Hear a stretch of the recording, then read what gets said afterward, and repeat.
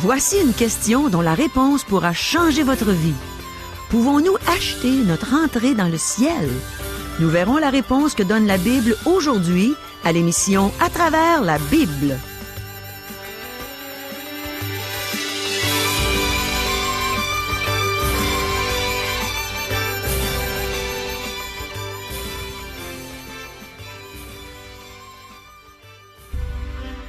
Chers auditeurs, pour en savoir davantage sur le contenu de cette émission, vous pouvez contacter en tout temps Radio Espoir, sans frais, au 1-877-L'Espoir, 1-877-537-7647. Bonjour, ici Caro. Je vous encourage à écouter attentivement les questions qu'on va poser aujourd'hui. Je ne serais pas surprise d'ailleurs qu'elles soient vos questions. Par exemple, qu'est-ce qui peut garder une personne éloignée de Dieu? Est-ce que les richesses peuvent nous éloigner de Dieu? Est-il difficile à un riche d'aller au ciel? De quelle manière pouvons-nous venir à Dieu? Est-ce que certaines personnes seront récompensées plus que d'autres dans le ciel? Et qu'est-ce qui détermine si nous accomplissons fidèlement la tâche que Dieu nous a confiée? Devons-nous travailler pour les récompenses dans le ciel? Demeurez à l'écoute. Les réponses que donne la Bible peuvent littéralement transformer votre vie et donner un sens réel à tous les jours qu'il vous reste à vivre sur cette terre. Le pasteur Régent Joly a ouvert sa Bible. Il a trouvé toutes les réponses pour nous. Mais premièrement, demandons à Dieu qu'il éclaire notre intelligence, qu'il ouvre notre cœur pour qu'on comprenne sa pensée. Prions. Oui, Seigneur, on désire connaître ta pensée. On désire connaître le message que tu as voulu nous transmettre lorsque tu as inspiré ceux qui ont écrit ta parole. Alors, éclaire-nous, fais-nous bien comprendre ce que tu désires qu'on comprenne, pour qu'on puisse être des meilleurs serviteurs pour toi, qu'on puisse mieux te connaître et mieux te servir. Amen. À toi, Régent. Merci beaucoup, Caro. Mes amis, à la dernière émission, nous avons entrepris l'étude du chapitre 19 de l'Évangile selon Matthieu. Il semble que la progression dans la pensée du livre se soit arrêtée. Mais nous nous sommes arrêtés sur des points importants. Nous avons vu l'enseignement que le Seigneur a donné au sujet du mariage et du divorce. Une question avait été posée à Jésus pour l'éprouver et le piéger. Jésus a expliqué que Dieu a permis le divorce à cause de la dureté du cœur de l'homme. Selon le plan original de Dieu, le mariage devait être la relation la plus enrichissante et la plus merveilleuse que pouvaient avoir des êtres humains. Jésus a donné la seule raison admissible pour le divorce, soit l'adultère. Aujourd'hui, ce n'est plus une raison pour divorcer. On préfère souvent parler d'incompatibilité plutôt que d'adultère. Ensuite, Jésus a laissé venir des petits-enfants à lui, et il a interdit aux disciples de les empêcher de s'approcher. Tout couple qui considère divorcer devrait tenir compte des enfants. Jésus les a accueillis avec joie. Un grand nombre d'enfants furent empêchés de venir à Christ à cause du divorce de leurs parents. Un important pourcentage des inadaptés sociaux provient de foyers brisés et divisés. Continuons notre lecture de Matthieu chapitre 19, les versets 14 à 20. Et Jésus dit, « Laissez les petits enfants, et ne les empêchez pas de venir à moi, car le royaume des cieux est pour ceux qui leur ressemblent. » Il leur imposa les mains, et il partit de là. Et voici, un homme s'approcha et dit à Jésus, « Maître, que dois-je faire de bon pour avoir la vie éternelle? » Il lui répondit, « Pourquoi m'interroges-tu sur ce qui est bon? Un seul est le bon. Si tu veux entrer dans la vie, observe les commandements. » « Lesquels? » lui dit-il. Et Jésus répondit, « Tu ne tueras point, tu ne commettras point d'adultère, tu ne déroberas point, tu ne diras point de faux témoignages. Honore ton père et ta mère, et tu aimeras ton prochain comme toi-même. » Le jeune homme lui dit, « J'ai observé toutes ces choses. Que me manque-t-il encore? » Le jeune homme a pu affirmer qu'il avait observé les commandements, mais il reconnaissait aussi qu'il lui manquait quelque chose. Les commandements cités par Jésus sont ceux qui se rapportaient aux relations entre les hommes. Les premiers commandements du Décalogue traitent de la relation entre Dieu et l'homme. Puisque ce jeune homme affirme observer les commandements cités, Jésus va maintenant porter son attention sur sa relation avec Dieu. Verset 21.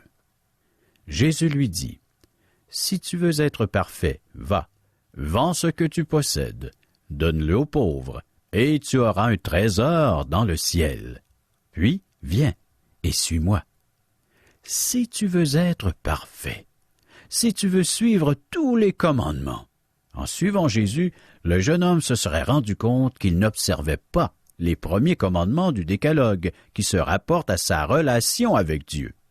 Le Seigneur Jésus était en route pour la croix. Si cet homme avait suivi Jésus, il se serait retrouvé au pied de la croix. Cependant, une chose l'empêchait de suivre le Seigneur. Ses richesses furent une occasion de chute pour lui. Pour vous et moi, ça peut être quelque chose de totalement différent. Verset 22. Après avoir entendu ces paroles, le jeune homme s'en alla tout triste, car il avait de grands biens. Son argent éloignait ce jeune homme du Seigneur Jésus. De nos jours, de nombreuses choses nous détournent de suivre Jésus-Christ. Les richesses ne sont qu'un exemple parmi d'autres. Le fait d'être membre d'une Église entourée de gens corrects empêche de nombreuses personnes de voir qu'elles sont pécheurs. Elles se sentent en sécurité car elles se sont soumises aux rituels religieux et elles ont fait une profession de foi. Cependant, sans relation personnelle avec Dieu, qui découle d'une sincère repentance et conversion faite à la croix, personne ne peut suivre réellement Jésus-Christ. Qu'est-ce qui vous empêche de le suivre? Dans le cas de ce jeune homme, c'était ses richesses. Revenons à notre texte, verset 23. Jésus dit à ses disciples, « Je vous le dis en vérité, un riche entrera difficilement dans le royaume des cieux. » Ceci est toujours vrai aujourd'hui. Peu de riches, peu de politiciens, peu de grands de ce monde sont chrétiens. Verset 24. Je vous le dis encore, il est plus facile à un chameau de passer par le trou d'une aiguille qu'à un riche d'entrer dans le royaume de Dieu. Ici, Jésus emploie une exagération du langage imagé. Cela semble échapper à certains commentateurs bibliques. Certains affirment qu'il y a une porte à Jérusalem qui s'appelle trou d'aiguille, ou œil d'aiguille, ou tour d'aiguille. Un chameau doit s'agenouiller pour passer par cette porte, donc le Seigneur affirme qu'une personne doit devenir humble pour entrer dans le royaume des cieux. Ces commentateurs passent à côté de la question. Le Seigneur parle d'un vrai chameau et d'une vraie aiguille. Mes amis, je vous pose la question. Un chameau peut-il passer par le trou d'une aiguille? Vous savez que c'est impossible. Est-ce que Dieu pourra faire passer un chameau dans le trou d'une aiguille? Ce n'est pas dans ses habitudes d'agir ainsi, mais il pourrait le faire. Seul Dieu peut régénérer un homme. C'est ce que Dieu affirme ici. Impossible à l'homme, mais possible à Dieu. Il est plus facile pour un chameau d'entrer dans le trou d'une aiguille que pour un riche d'entrer au ciel. Plusieurs pensent qu'ils vont être admis au ciel à cause de ce qu'ils sont ou à cause de ce qu'ils possèdent. Jésus vous sauve lorsque vous venez à lui en reconnaissant votre péché, que vous ne méritez pas votre salut et que vous n'avez rien à lui offrir pour l'acheter. Aussi longtemps qu'une personne pense qu'elle peut faire quelque chose pour obtenir son salut ou qu'elle peut l'acheter, elle ne peut pas être plus sauvée qu'un chameau peut passer par le trou d'une aiguille. Verset 25. Les disciples, ayant entendu cela, furent très étonnés et dirent « Qui peut donc être sauvé ?» Prêtez attention à la réponse de Jésus. Verset 26.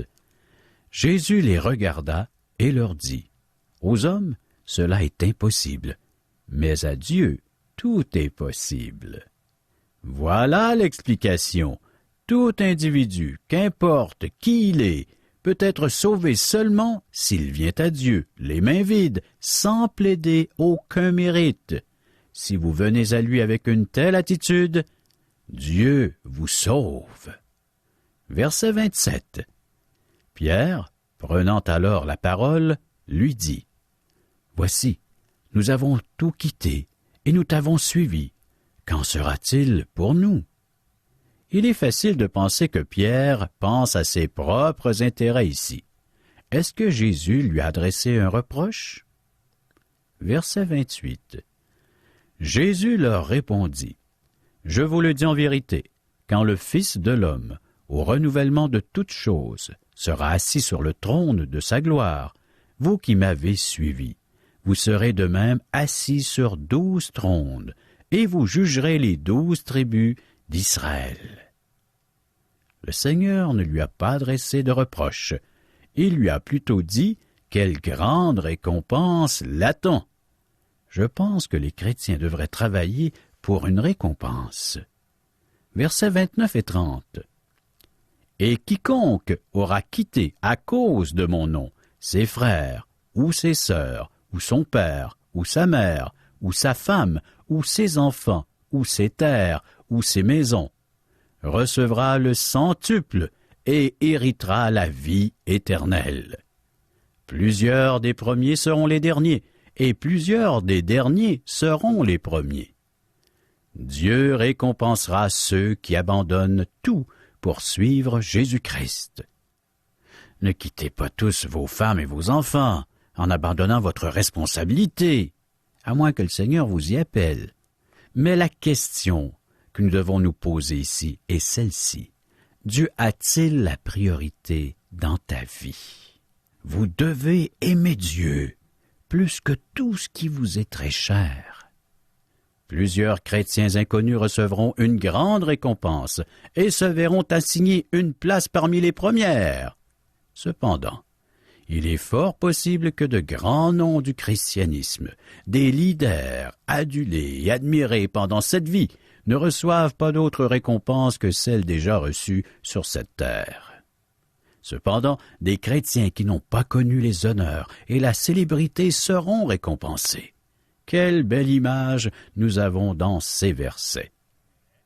Maintenant, nous passons au chapitre 20 qui ouvre avec la parabole des ouvriers. Jésus poursuit sa pensée au sujet des récompenses. Débutons notre lecture, Matthieu chapitre 20, verset 1er. Car le royaume des cieux est semblable à un maître de maison qui est sorti dès le matin, afin de louer des ouvriers pour sa vigne. Il illustre le dernier point du chapitre précédent. Ce chapitre se termine en disant « Plusieurs des premiers seront les derniers, et plusieurs des derniers seront les premiers. » Le verset 16 de ce chapitre dit « Ainsi, les derniers seront les premiers, et les premiers seront les derniers. » Cette parabole se trouve entre deux versets qui expriment le même concept. Les premiers seront les derniers, et les derniers seront les premiers. Poursuivons notre lecture, les versets 2 à 5. Il convint avec eux d'1 denier par jour, et il les envoya à sa vigne. Il sortit vers la 3e heure, et il en vit d'autres qui étaient sur la place sans rien faire. Il leur dit, « Allez aussi à ma vigne, et je vous donnerai ce qui sera raisonnable. » Et ils y allèrent. Il sortit de nouveau vers la 6e heure et vers la 9e, et il fit de même. La 6e heure correspond à midi, et la 9e heure correspond à 15 heures ou 3 heures de l'après-midi. Poursuivons notre lecture. Les versets 6 à 15. Étant sorti vers la 11e heure, il en trouva d'autres qui étaient sur la place, et il leur dit, « Pourquoi vous tenez-vous ici toute la journée sans rien faire? » Ils lui répondirent, « C'est que personne ne nous a loués. »« Allez aussi à ma vigne, leur dit-il. Quand le soir fut venu, le maître de la vigne dit à son intendant, « Appelle les ouvriers, et paie-leur le salaire, en allant des derniers aux premiers. » Ceux de la 11e heure vinrent et reçurent chacun un denier. Les premiers vinrent ensuite, croyant recevoir davantage, mais ils reçurent aussi chacun un denier.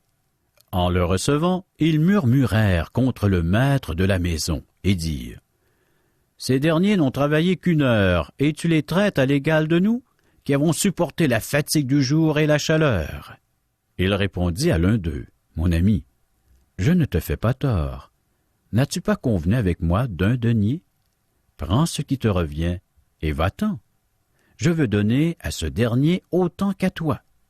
Ne m'est-il pas permis de faire de mon bien ce que je veux? Ou vois-tu d'un mauvais œil que je sois bon?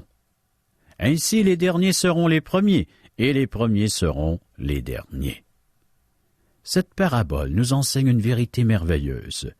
Ce n'est pas la longueur de temps pendant que vous servez ou l'importance du poste que vous avez qui détermine votre récompense. C'est la fidélité avec laquelle vous accomplissez la tâche qui vous est confiée, aussi petite soit-elle. Nous ne devrions pas être surpris au ciel de voir Dieu récompenser cette dame, cette veuve, dont je vais vous raconter l'histoire à l'instant. C'est une dame que j'ai connue et qui venait à mon assemblée. Non, elle n'a pas fait partie de la chorale, elle n'a jamais présidé un comité, elle n'a pas enseigné à l'école du dimanche. En fait, elle n'a jamais rien fait et regarde la grosse récompense qu'elle reçoit. Que se passe-t-il ici au ciel? Eh bien, on découvrit que cette veuve avait élevé un garçon. Elle n'avait jamais adressé la parole à une foule comme un évangéliste, mais elle avait élevé son fils dans la voie du Seigneur. Son garçon est devenu un missionnaire. Cette veuve avait été fidèle dans la tâche que lui avait confiée le Seigneur. Quelqu'un pourrait protester. Elle n'a jamais travaillé autant que je l'ai fait. Vrai, mais le Seigneur ne te récompense pas pour le montant de travail accompli, mais pour la fidélité avec laquelle tu as accompli la tâche qu'il t'a confiée. Mes amis, peut-être que Dieu ne vous a pas confié une grande tâche, mais êtes-vous fidèle à celle qu'il vous a confiée? Verset 17. Pendant que Jésus montait à Jérusalem, il prit à part les 12 disciples, et il leur dit en chemin. Maintenant Jésus et ses disciples quittent la vallée du Jourdain et vont vers Jérusalem. Versets 18 et 19. Voici, nous montons à Jérusalem, et le Fils de l'homme sera livré aux principaux sacrificateurs et aux scribes. Ils le condamneront à mort, et ils le livreront aux païens, pour qu'ils se moquent de lui, le battent de verge, et le crucifient. Et le 3e jour, il ressuscitera. Le Seigneur n'aurait pas pu être plus clair. C'est la 4e fois qu'il aborde ce sujet, et cette fois-ci, il donne plus de détails. Cependant, les disciples n'ont pas compris, car cela ne collait pas à leur concept du royaume des cieux et du Messie. Nous qui lisons ces lignes aujourd'hui, savons que Jésus-Christ allait à Jérusalem avec le projet d'y mourir. Pensez-y, il se rendait à Jérusalem afin de mourir sur la croix à notre place. Les disciples ne pouvaient pas concevoir cela. Au moment où Jésus annonçait sa mort à la croix, un événement historique majeur, la mère de Jean et de Jacques demande une faveur à Jésus. Verset 20. Alors, la mère des fils de Zébédée s'approcha de Jésus avec ses fils et se prosterna pour lui faire une demande.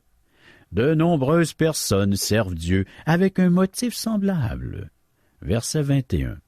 Il lui dit, « Que veux-tu? » « Ordonne, lui dit-elle, que mes 2 fils que voici soient assis dans ton royaume, l'un à ta droite et l'autre à ta gauche. » Dans toute autre occasion, cette requête aurait été naturelle de la part d'une mère qui veut que ses fils réussissent dans la vie. Malheureusement, sa requête révèle qu'elle ne comprend pas ce qui se passe réellement. Le Seigneur lui répond, versets 22 et 23. Jésus répondit, « vous ne savez ce que vous demandez. Pouvez-vous boire la coupe que je dois boire? Nous le pouvons, dirent-ils.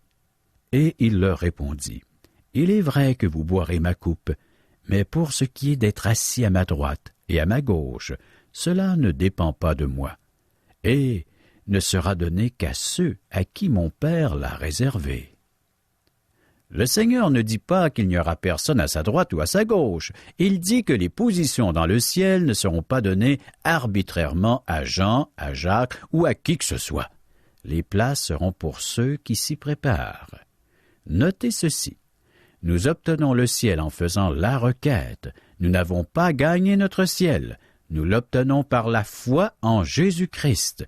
C'est une grâce de Dieu.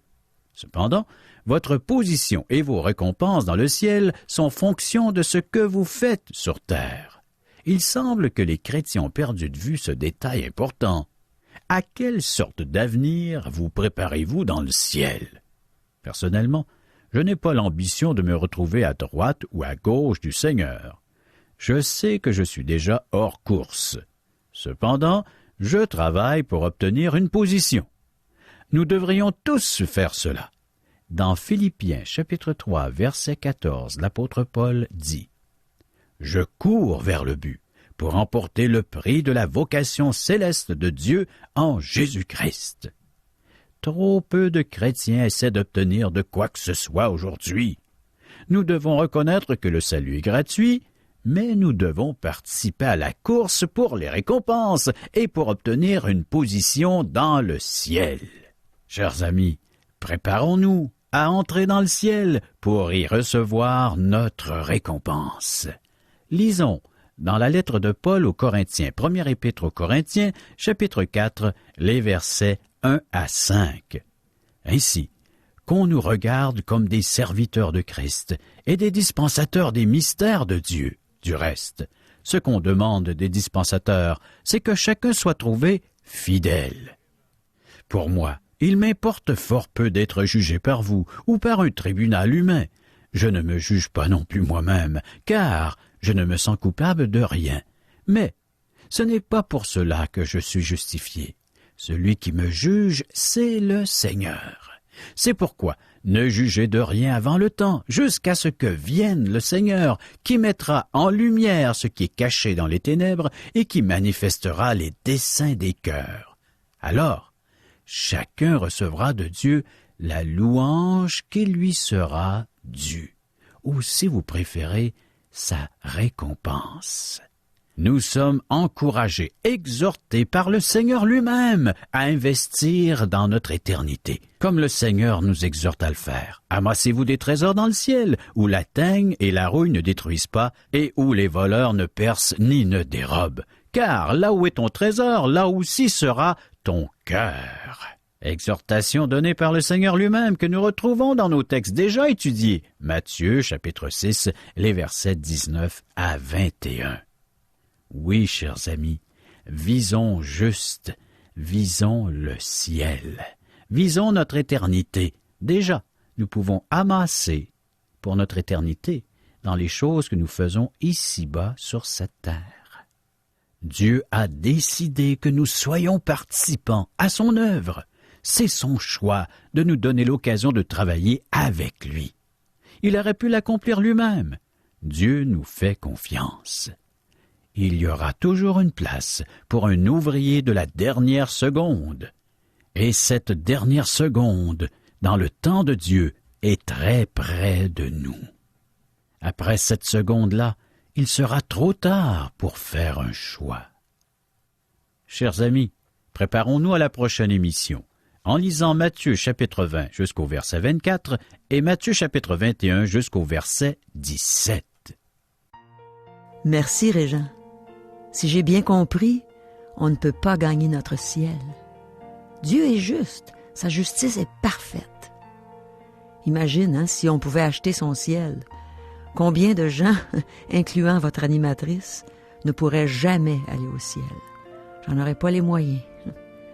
Je crois que devant Dieu, on est tous des mendiants. Personne ne mérite d'aller au ciel.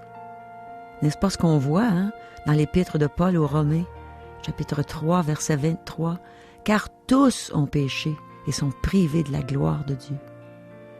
Je me souviens, juste avant de recevoir le cadeau de la vie éternelle, la personne qui me parlait de l'amour de Dieu, pour moi, m'a dit « Caro, il faut que tu avoues que tu es une pécheresse. » Ouf! Orgueilleuse comme je l'étais, j'ai tout de suite riposté. J'ai dit « Je fais pas ça, des péchés, moi. » Immédiatement après, je me suis sentie coupable. Puis je lui ai dit « Mais qu'est-ce qu'il faut que je fasse, une fois que j'avoue là, que je suis une pécheresse? » Elle a dit « Reprends-toi. » C'est-à-dire, change de direction. Détourne-toi de ce qui est mal devant Dieu. Mais pour recevoir son pardon, tu dois aussi reconnaître que par tes moyens, tu ne pourras jamais entrer dans le royaume de Dieu. Jésus est le seul moyen d'y avoir accès. Il a payé la dette de ton péché quand il est mort sur la croix pour toi. Puis il est le seul qui soit venu sur la terre sans jamais pécher. Lui, le Fils de Dieu, Dieu fait homme. Demande à Jésus de te sauver, de te donner la vie éternelle, et il va le faire. C'est ce que j'ai fait. Je suis donc venu à Dieu les mains vides, puis je n'ai rien payé. J'ai reconnu que Jésus avait tout payé. D'ailleurs, il l'a dit avant de mourir, juste avant de mourir. Tout est accompli. Donc on n'a pas à gagner notre ciel. On l'obtient par la foi en Jésus-Christ. C'est une grâce de Dieu. Mais on peut travailler pour nos récompenses, par exemple, comme Régent nous l'a enseigné aujourd'hui. Par contre, on n'a pas à se soucier de la place que Dieu nous réserve là-haut. Mais comme l'apôtre, on a à courir pour remporter le prix de la vocation céleste en Jésus-Christ. Es-tu dans cette course? As-tu été sauvé un jour? Est-ce que tu as reçu Jésus comme sauveur, comme Seigneur? Et si oui, est-ce que tu es encore dans la course? Ou bien si tu as ralenti le pas? Tu sais que si on ralentit un peu trop, on peut devenir des rétrogrades et on peut reculer au lieu d'avancer. Le Seigneur, il souhaite qu'on avance, qu'on court dans la carrière qui nous est ouverte, comme l'apôtre Paul l'a dit. Alors courons avec ceux qui courent. Unissons nos cœurs et courons vers le but. On va remporter le prix de la vocation céleste qui est en Jésus seul. Cher peuple du Québec, je profite de l'occasion pour vous inviter à participer au Camp de l'Espoir du 15 au 19 juillet 2003 qui se déroulera à Grand-Sault, Nouveau-Brunswick. Nous vous offrons une nouvelle vague d'aventures dans le Seigneur. En plus de faire des sondages mercredi et jeudi en visitant les gens de l'endroit, vendredi le 18 juillet, à la polyvalente Thomas Albert, vous assisterez à un spectacle de marionnettes en fin d'après-midi et plus tard en soirée à une présentation de musique gospel animée par le groupe Aujourd'hui l'Espoir. À ce dernier, un groupe de la Nouvelle-Écosse va se produire sur scène et une artiste chrétienne locale, Brenda Genot, gagnante d'un Christian Country Music Award au Tennessee, va nous faire connaître quelques-unes de ses chansons. Une belle soirée en perspective, je vous le dis. Et samedi matin, donc le 19 juillet, dès 9h, vous êtes invités à participer à notre merveilleux déjeuner d'espoir, toujours à la cafétéria de la polyvalente Thomas Albert de Grand-Sault. Venez entendre le témoignage d'une vie transformée par Dieu, celui de la chanteuse Caro. C'est donc un rendez-vous au Nouveau-Brunswick du 15 au 19 juillet 2003. Au plaisir de vous y voir.